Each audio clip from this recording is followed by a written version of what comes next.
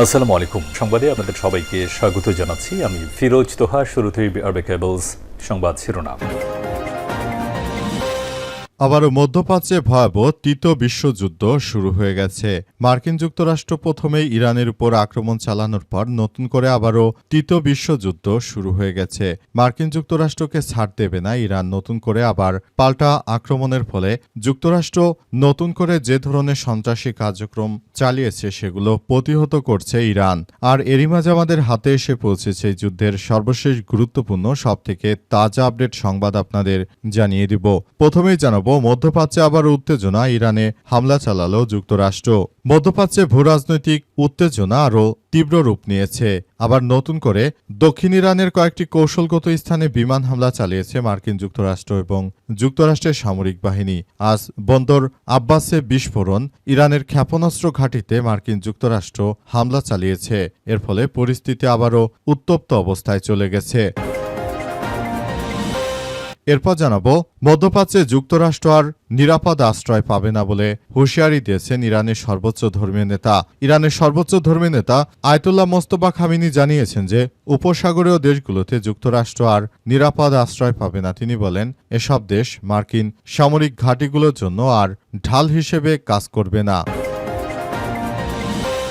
এদিকে মার্কিন ড্রোন ভূপাতিত করল ইরান। আলহামদুলিল্লাহ, ইরানের Islamic revolutionary guard corps IRGC জানিয়েছে তারা মার্কিন ড্রোন ভূপাতিত করেছে। আজ নতুন করে ইরানের বুকে যখনই আক্রমণ চালাতে গিয়েছিল মার্কিন যুক্তরাষ্ট্রের সন্ত্রাসীদের এই ড্রোন সেখান থেকে আর ফেরত আসতে দেয়নি, সেখানেই খতম করে দেয়া হয়েছে। এবারে জানাবো যুক্তরাষ্ট্রের হামলায় ইরানের ইসলামী বিপ্লবী গার্ড বাহিনীর 4 সদস্য নিহত। দক্ষিণ ইরানে যুক্তরাষ্ট্রের নতুন হামলায় ইরানের ইসলামিক রেভলিউশনারি গার্ড কোর আইআরজিসির 4 জন সদস্য নিহত হওয়ার খবর পাওয়া গেছে। আজ ইরান থেকে প্রাপ্ত অসমর্থিত সূত্রের বরাতে দ্য টাইমস অফ ইসরায়েল বিষয়টি নিশ্চিত করেছে। সেনকম হামলার বিষয়টি নিশ্চিত করে বলছে তারা নিজেদের বাহিনীকে রক্ষা করতে এই পদক্ষেপ নিয়েছে এবং এই পদক্ষেপের ফলে মূলত আবার একটি সারা বিশ্ব জুড়ে ভয়াবহ কার্যক্রম শুরু হচ্ছে।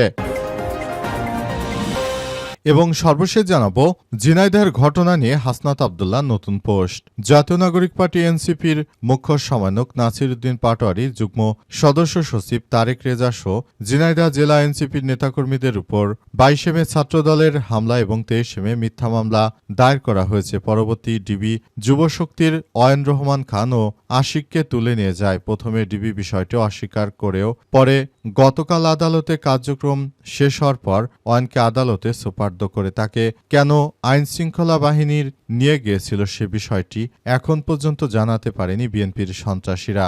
এদের বিরুদ্ধে তাই রুখে দাঁড়িয়েছে হাসনাত আব্দুল্লাহ। প্রিয় দর্শক, এতক্ষণ শুনছিলেন সংবাদ শিরোনাম, এবারে বিস্তারিত। তবে তার আগে বন্ধুরা অনুরোধ থাকবে এই সংবাদটিতে একটি লাইক দিন। এই চ্যানেলে আপনি নতুন হয়ে থাকলে আমাদের সংবাদটি দেখতে দেখতে চ্যানেলটি সাবস্ক্রাইব করে রাখুন। কমেন্ট করে বন্ধুরা আপনার মূল্যবান মতামত জানিয়ে দিন আপনি বিশ্বের কোন দেশ থেকে বা বাংলাদেশের কোন স্থান থেকে আমাদের সংবাদটি দেখছেন এবং শুনছেন। আর বন্ধুরা, সংবাদটি আপনার সোশ্যাল মিডিয়া ফেসবুকে শেয়ার করে বন্ধুদেরও দেখার সুযোগ করে দিন। আর বন্ধুরা, আজকের এই সংবাদ সম্পর্কে আপনার মূল্যবান মতামত কমেন্ট করে জানিয়ে দিন আপনি বিশ্বের কোন দেশ থেকে বা বাংলাদেশের কোন স্থান থেকে আমাদের সংবাদটি দেখছেন এবং শুনছেন। এবারে বিস্তারিত। মধ্যপ্রাচ্যে আবার উত্তেজনা, ইরানে হামলা চালালো যুক্তরাষ্ট্র।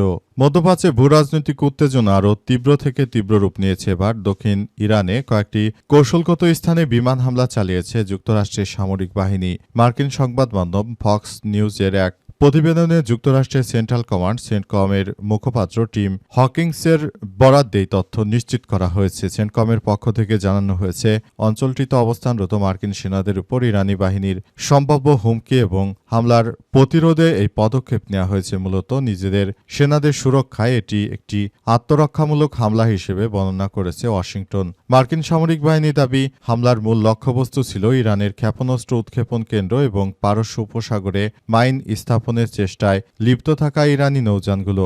সেন্টকমের মুখপাত্র টিম হকিন্স জানিয়েছে যে পরিস্থিতি নিয়ে আঞ্চলিক শান্তি বজায় রাখতে বর্তমান যুদ্ধবিরতি চললেও যুক্তরাষ্ট্র তার বাহিনীর নিরাপত্তা নিশ্চিত করার বিষয়ে কোনো আপোষ করবে না। সুতরাং মার্কিন যুক্তরাষ্ট্র তার সেনাদেরকে এমনভাবে কার্যক্রম আসলে চালানোর ক্ষেত্রে তারা কাজ করছিল যেগুলো দেখে মনে হচ্ছিল যে মার্কিন যুক্তরাষ্ট্র আবারও সন্ত্রাসী কার্যক্রম শুরু করে দিয়েছে। মূলত মার্কিন যুক্তরাষ্ট্রের এই সন্ত্রাসী কার্যক্রমগুলো থেকেই মূলত সারা বিশ্ববাসীকে বাঁচানোর লক্ষ্যে আবারও ইরান পাল্টা আক্রমণ চালাবে। এটা স্বাভাবিক ব্যাপার, কারণ মার্কিন যুক্তরাষ্ট্রের সন্ত্রাসীরা যে আক্রমণ চালিয়েছে ইরানে সেটি গ্রহণযোগ্য হতে পারে না। এজন্য পাল্টা আক্রমণ হবেই হবে। ইরানের পক্ষ থেকে এমন তথ্য বার্তা দেওয়া হয়েছে এবং মার্কিন যুক্তরাষ্ট্রের এই সন্ত্রাসী হামলার অবশ্যই ইরানকে পাল্টা জবাব দিতে হবে। যদি জবাব না দেওয়া হয় তাহলে মার্কিন যুক্তরাষ্ট্র কিন্তু আরও বার বেড়ে যাবে। তাদেরকে বাড়তে দেওয়া হবে না, তাদেরকে ছাঁটাই করতে হবে।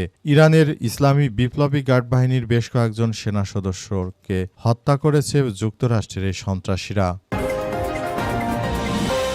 মধ্যপ্রাচ্যে যুক্তরাষ্ট্র আর নিরাপদ আশ্রয় পাবে না, মোস্তফা খামেনির হুঁশিয়ারি। মার্কিন যুক্তরাষ্ট্রের প্রেসিডেন্ট ডোনাল্ড ট্রাম্প তার নির্দেশে নতুন করে আবারও ইরানের বুকে আক্রমণ চালানোর পর পাল্টা কঠোর হুঁশিয়ারি দিয়েছে ইরানের সর্বোচ্চ ধর্মীয় নেতা সৈয়দ মোস্তফা খামেনি। তিনি জানিয়েছেন যে মার্কিন যুক্তরাষ্ট্র দখলদারেরা এখন আর ইরানের আশপাশে অর্থাৎ মধ্যপ্রাচ্যে কখনো তারা শান্তিতে থাকতে পারবে না। তাদেরকে যেখানেই পাওয়া যাবে সেখানেই তাদেরকে কতল করা হবে। তিনি আরও জানিয়েছেন যে আজ যুক্তরাষ্ট্র নতুন করে যে সন্ত্রাসী কার্যক্রম সন্ত্রাসী হামলা চালিয়েছে, এই হামলা চালিয়ে মূলত মার্কিন যুক্তরাষ্ট্র যে ধরনের সন্ত্রাসী কার্যক্রম শুরু করেছে এটি কখনোই মেনে নেওয়া হবে না। তিনি আরও জানান, আমরা বলতে চাই মার্কিন যুক্তরাষ্ট্র তাদেরকে বলতে চাই তারা যদি এই সন্ত্রাসী কার্যক্রম আসলে এভাবে চালাতে থাকে তাহলে ভবিষ্যতে তাদের জন্য মধ্যপ্রাচ্য আরও অনিরাপদ করে দেওয়া হবে। মধ্যপ্রাচ্যে কোনো শান্তিতেই থাকতে পারবে না যুক্তরাষ্ট্রের সেনারা। মূলত মার্কিন যুক্তরাষ্ট্রের প্রেসিডেন্ট ডোনাল্ড ট্রাম্প তিনি এই ধরনের সন্ত্রাসী কার্যক্রম চালিয়েছেন এবং এই সন্ত্রাসী কার্যক্রম চালানোর মধ্য দিয়ে তিনি নতুন করে আবারও ইরানের বিশ্বস্ততা ভেঙে দিয়েছেন। তার কোনো মূল্যেই তার আর রেহাই হবে না। তাকে যেখানেই পাওয়া যাবে অর্থাৎ মার্কিন যুক্তরাষ্ট্রের প্রেসিডেন্টকে সেখানেই তার উপর চরম প্রতিশোধ নেওয়া হবে বলে ইরান হুঁশিয়ারি দিয়েছে এবং ইরান মনে করে বর্তমান সময় যদি এই ধরনের কার্যক্রম মার্কিন যুক্তরাষ্ট্র তারা যেহেতু শুরু করেছে সুতরাং এখন যুদ্ধবিরতি আপাতত হচ্ছে না, কারণ এই মুহূর্তে মার্কিন যুক্তরাষ্ট্রের এই সন্ত্রাসী কার্যক্রমগুলো মেনে নেওয়া হবে না। মার্কিন যুক্তরাষ্ট্রের এই সন্ত্রাসী কার্যক্রম আসলে যে কোনো মূল্যে আবারও পাল্টা পদক্ষেপ গড়ে তুলবে। ইরানের ইসলামী বিপ্লবী গার্ড বাহিনীর সদস্যরা এমনিতেই যুদ্ধ শুরু হওয়ার পর থেকে ইরানের বেশ কয়েকজন আইআরজিসি সেনা সদস্য মারা গেছে।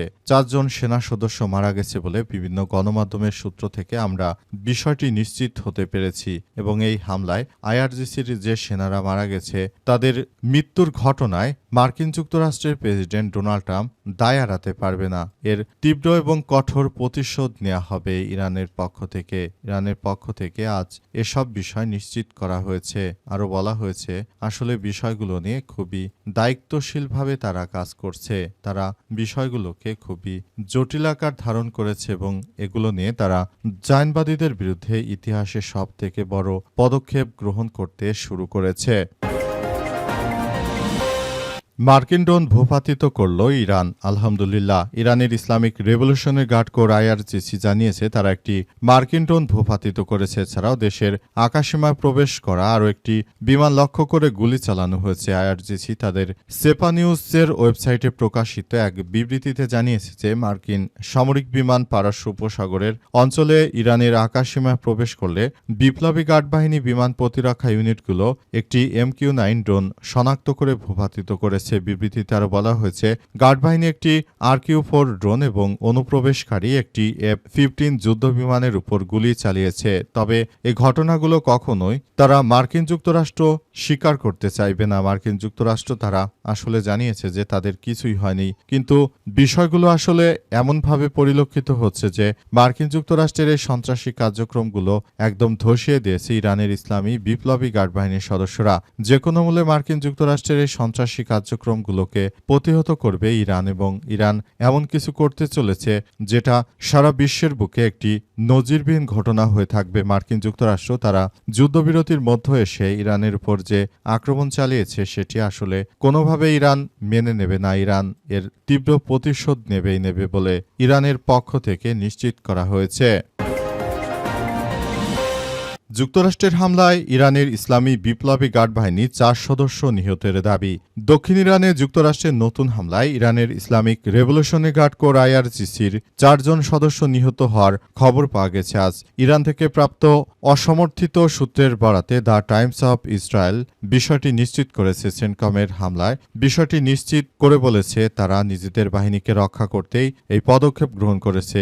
এটি একটি প্রতিরক্ষামূলক অভিযান ছিল বলে দাবি করেছে সংস্থাটি। দক্ষিণ ইরানে মাইন বসানোর কাজে ব্যবহৃত নৌযান এবং ক্ষেপণাস্ত্র উৎক্ষেপণ সহ বিভিন্ন লক্ষ্যবস্তুতে হামলা চালায় যুক্তরাষ্ট্র।